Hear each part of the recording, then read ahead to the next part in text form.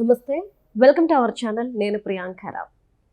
అమరావతిలో ADB bank ఇప్పుడు survey నిర్వహిస్తుంది. ఇప్పుడు ఏడీబీ బ్యాంక్ ఏం ఇవ్వబోతుంది ఆ రిపోర్ట్లో అనేది ఇప్పుడు కీలకంగా మారింది. అండ్ ఇంకొక క్వశ్చన్ మార్క్ ఏంటి అంటే, ఈ ఏడీబీ బ్యాంక్ ఇప్పుడెందుకు అమరావతిలో సర్వే చేస్తుంది? ఈ సర్వే చేసిన తర్వాత ఇచ్చే రిపోర్టు వలన రాష్ట్రానికి కలిగే లాభం ఏంటి, నష్టం ఏంటి? ఎవరు చెప్తే ఈ సర్వే చేస్తుందనే అనుమానాలు, క్వశ్చన్స్ రేస్ అవుతున్నాయి. సో దీని గురించి ఈరోజు డిస్కస్ చేద్దాం. మనతో మాట్లాడడానికి ప్రముఖ పొలిటికల్ అనలిస్ట్ డివి శ్రీనివాస్ గారు ఉన్నారు. ఆయన అడిగి తెలుసుకుందాం. నమస్కారం సార్. నమస్తే. అంటే ఆసియన్ డెవలప్మెంట్ బ్యాంక్ ఇప్పుడు అమరావతిలో సర్వే నిర్వహిస్తోంది. ఇప్పుడు అందరి క్వశ్చన్ ఏంటి అంటే, ఎందుకు బ్యాంక్ సడన్గా ఈ సర్వే చేస్తుంది? దీనివల్ల కలిగే లాభం ఏంటి, నష్టం ఏంటి? అసలు ఎవరు ఈ బ్యాంక్ని అమరావతికి పంపించారు, ఎవరు పిలిచారు అని ఒక్కసారి దీని గురించి క్లియర్గా చెప్పండి సార్. అంటే కంప్లైంట్లు వెళ్ళినాయా? Maybe mails వెళ్ళినాయా? ఇప్పుడు ఇక్కడ పెట్టబాకండి, ఇక్కడ డబ్బులు ఇవ్వబాకండి, ఇక్కడికి రాబాకండి. గతంలో మనం చూసాం. ఏది, ఎవరు ఇక్కడ పెట్టుబడి పెట్టాలన్నా, ఇక్కడ బాండ్స్ ఎవరన్నా కొంటారేమోనని. అటు జర్మనీ నుంచి ఒకడు ఉదయ్ భాస్కర్ అనేవాడు ఒక 200 మెయిల్స్ పంపాడని, అతను ఎవరో మురళీకృష్ణ అనేవాడు ఇంకొక 200 మెయిల్స్ పంపాడని, సింగపూర్ చంద్రబాబు వెళ్ళినప్పుడు సింగపూర్ ప్రధానికి మెయిల్స్ పంపారని, లేదు అదేంటి ఎన్ఎండిసి బాండ్స్ అమ్ముతుంటే మైనింగ్ డెవలప్మెంట్ కార్పొరేషన్ ఆ బాండ్స్ కొనద్దని మెయిల్స్ పంపటం. వాళ్ళు ఎవరో యూట్యూబ్ అకాడమీ వాళ్ళు ఇక్కడ ఏదో యూట్యూబ్ ఇది పెట్టాలని చూస్తే ముఖ్యమంత్రి చంద్రబాబు వాళ్ళతో మాట్లాడితే, ఎవరు ఆ గూగుల్ ప్రతినిధులు, యూట్యూబ్ ప్రతినిధులు నీల్ మోహన్ వాళ్ళతో మాట్లాడితే జూమ్ కాన్ఫరెన్స్లో వెంటనే వాళ్ళకి ట్వీట్స్, రీట్వీట్స్, ఇక్కడ మీ ఎంప్లాయీస్కి భద్రత లేదు, అసలు మీ ఫిమేల్ ఎంప్లాయీస్కి అసలు ఇక్కడ భద్రత లేదు, హైదరాబాద్లో పెట్టుకోండి అని. అంటే వీళ్ళు ఇప్పుడు ఏడీబీ బ్యాంక్ ప్రతినిధులు ఎందుకండి సడన్గా ఇక్కడ పర్యటిస్తున్నారు అని అంటే చెప్తున్నారు. అదే గతంలో వరల్డ్ బ్యాంక్ కూడా పెట్టారు. అవును సార్. ఇట్లాగే మెయిల్స్, లోన్ ఇవ్వద్దు అవును, అమరావతి అభివృద్ధి కంటే. వాళ్ళు లాస్ట్ ఇయర్ కరెక్ట్గా సంవత్సరం అయింది వాళ్ళు వచ్చారు. వరల్డ్ బ్యాంక్ వాళ్ళు ఆ మెయిల్స్, ఆ రిపోర్టు అంతా తీసుకుని వచ్చి ఐలాపురం, హోటల్ ఐలాపురంలో బస్ చేశారు. చేసి వీళ్ళందరినీ పిలిపించారు. ఎవరైతే కంప్లైంట్స్ ఇచ్చారో వాళ్ళందరినీ పిలిపించి వాళ్ళతో మాట్లాడిన తర్వాత ఫీల్డ్కి వెళ్ళారు. ఫీల్డ్కి వెళ్ళి అక్కడ పనులు చూసి ఆశ్చర్యపోయారు.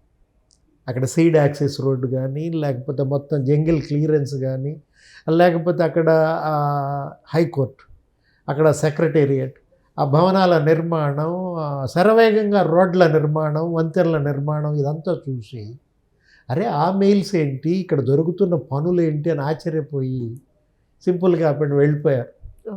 వెళ్ళిపోయిన తర్వాతే 15,000 కోట్ల లోన్ ఇచ్చారు. ఏది, వరల్డ్ బ్యాంక్. అంటే వీళ్ళు ఎంతగా అడ్డుకోవాలని చూస్తున్నారో ఆంధ్రప్రదేశ్ అభివృద్ధి అంత వేగంగా జరుగుతుంది. నిజమే.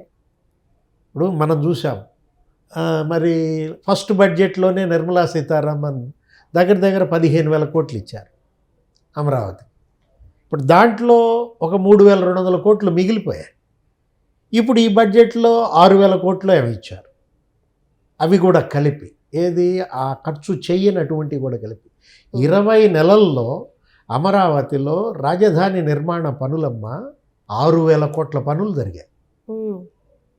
అంటే 20 నెలల్లో 6,000 కోట్ల విలువైన పనులు అక్కడ జరిగాయి. సీడ్ యాక్సెస్ రోడ్డు కంప్లీట్ అయిపోయింది. అవును. అదే భూసేకరణ, అక్కడ కొంతమందిని తీసేసుకుని వాళ్ళు కూడా ఇచ్చారు చాలా వరకు భూములు.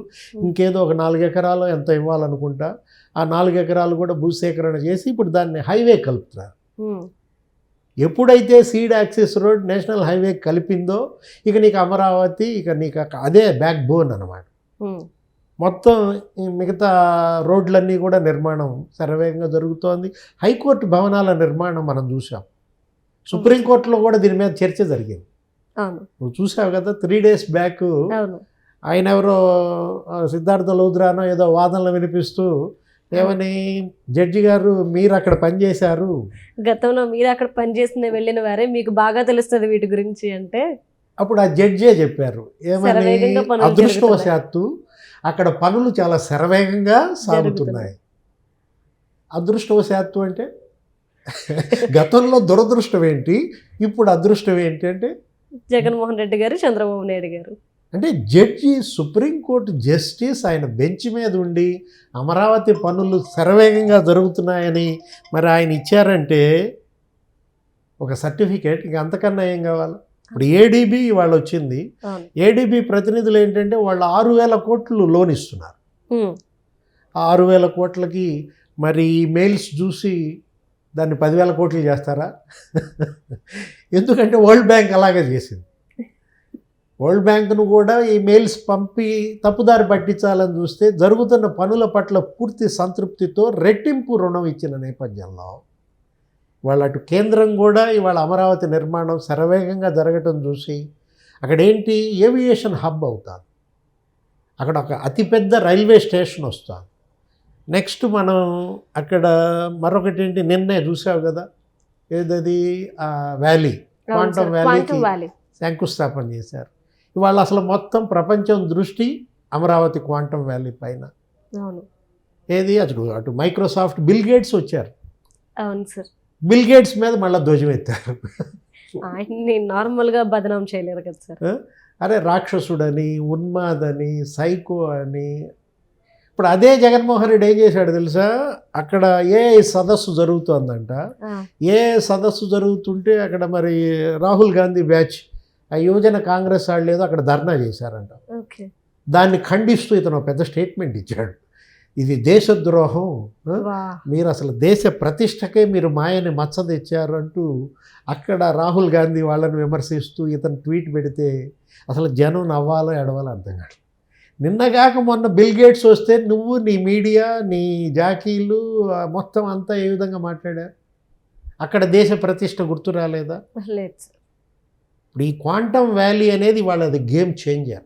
దగ్గర ఒక 2 లక్షల మంది ఈ క్వాంటమ్ కంప్యూటింగ్లో నిపుణులను తయారు చేయాలని ఒక లక్ష్యంగా పెట్టుకున్నారు. నీకు అసలు నేషనల్ క్వాంటమ్ మిషన్ ఈ బడ్జెట్లో దానికి నీకు దగ్గర 6,000 కోట్లు కేటాయించడం ఒకటి, అందులో అత్యధిక వాటా మరి అమరావతి క్వాంటమ్ వ్యాలీకి సాధించే ప్రయత్నం, అటు ఐటీ హబ్గా, ఇంటర్నేషనల్ ఎయిర్పోర్ట్ ఇవాళ దానికి కూడా 2వ దశ భూ సమీకరణ జరుగుతోంది, ల్యాండ్ ఎక్విజిషన్ జరుగుతోంది, ల్యాండ్ పూలింగ్ చేస్తున్నారు. 2,500 ఎకరాల్లో అక్కడ ఒక అతిపెద్ద విమానాశ్రయం, అంతర్జాతీయ విమానాశ్రయం నిర్మించాలని. అంటే అటు ఐటీ హబ్గా, ఇటు ఏఐ హబ్గా, ఆర్టిఫిషియల్ ఇంటెలిజెన్స్, అక్కడే యూనివర్సిటీ ఒకటి వస్తుంది, అటు విద్యా సంస్థలు, ఇటు అత్యున్నత వైద్య సంస్థలు. రాజధాని ఇవాళ అమరావతి, రేపు ఆంధ్రప్రదేశ్కి ఒక గ్రోత్ ఇంజన్. ఎందుకంటే 3 ప్రాంతాలని 3 మెగా హబ్లుగా వీళ్ళు చేస్తున్నారు. అమరావతి ఎకనామిక్ రీజియన్ ఇదేంటిది, 9 జిల్లాలతో అమరావతి ఎకనామిక్ రీజియన్ అని ఇక్కడ డెవలప్ చేస్తున్నారు. దీనిలో ఆక్వా హబ్ ఉంటుంది, ఐటీ హబ్ ఉంటుంది, ఏరోస్పేస్ హబ్ కూడా వస్తుంది. అటు తిరుపతి అది ఒక మెగా హబ్గా, అక్కడ తిరుపతి దగ్గర అక్కడ ఒక ఎకనామిక్ డెవలప్మెంట్ రీజియన్ అక్కడ తయారవుతుంది. మొత్తం రాయలసీమ, అక్కడ కొప్పర్తి, లేకపోతే ఓర్వకల్ నోడ్స్ కానీ, అటు కడప, కర్నూలు, అక్కడ మనం తీసుకున్నట్లయితే అసలు సెమీ కండక్టర్స్ ప్లాంట్స్ వస్తున్నాయి, అక్కడ డిఫెన్స్ రక్షణ పరిశోధన సంస్థలు వస్తున్నాయి. Next Visakha economic development region, అసలు ట్విన్ స్టీల్ సిటీలుగా, ఏదది అటు అనకాపల్లి, ఇటు విశాఖపట్నం. విశాఖ స్టీల్కే మరి 14,000 కోట్లు తెచ్చారు. మరి జగన్మోహన్ రెడ్డి విశాఖ స్టీల్ ₹1 5 ఏళ్లలో తీసుకురాలేకపోయాడు. వీళ్ళు 20 నెలల్లో విశాఖ స్టీల్కి ఇవాళ లాభాల బాట పట్టిందమ్మా. గతంలో నష్టాల్లో ఉన్న విశాఖ స్టీల్ ఇవాళ 54 కోట్ల లాభాల్లోకి వచ్చింది. ఇవాళ 3rd ఫర్నెస్ కూడా అక్కడ వర్క్ చేస్తున్నారు. 98% ఏంటి ఆ ప్రొడక్టివిటీ కూడా అక్కడ. అటు Arcelor steel metal steel company తయారవుతుంది, రేపో ఎప్పుడో దానికి శంకుస్థాపన కూడా చేస్తారు. అతి పెద్ద steel company Arcelor metal. NTPC green hydrogen హబ్గా ప్రధానే వచ్చి అక్కడ శంకుస్థాపన చేశారు, 1,50,000 కోట్లు. అంటే 20 నెలల్లో ఇవాళ ఆంధ్రప్రదేశ్కి 23 లక్షల కోట్లు ఇవాళ తీసుకొస్తే మరి అక్కడ ఎక్కడ అమరావతిలోనే నీకు అక్కడ 10 లక్షల కోట్ల పెట్టుబడులు, అక్కడ ఎంఓయూలు అవి చేసుకున్నటువంటి పరిస్థితుల్లో ఇవాళ అటు విశాఖ, ఇటు అమరావతి, అటు తిరుపతి 3 గ్రోత్ ఇంజన్. ఆంధ్రప్రదేశ్కి ఇవాళ మరి 3 పార్టీలను గెలిపించినందుకు ఏంటిది ఇవాళ 3 times బెటర్.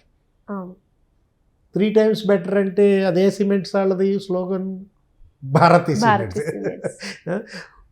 3 times బెటర్ అంటే ఇవాళ 3 గ్రోత్ ఇంజన్లుగా అవును ఇవాళ డబల్ ఇంజన్ సర్కార్ అన్నారు. డబల్ ఇంజన్ సర్కార్ కాదు, ఇది ట్రిపుల్ ఇంజన్ సర్కార్. జనసేన, తెలుగుదేశం, మరి బీజేపీ 3 పార్టీలను గెలిపించినందుకు 3 గ్రోత్ ఇంజన్లుగా ఈ 3 మహానగరాలుగా గనక అభివృద్ధి చెందితే ఆంధ్రప్రదేశ్ ఇక దశ తిరుగుతుంది. Right right. Thank you so much. నమస్తే.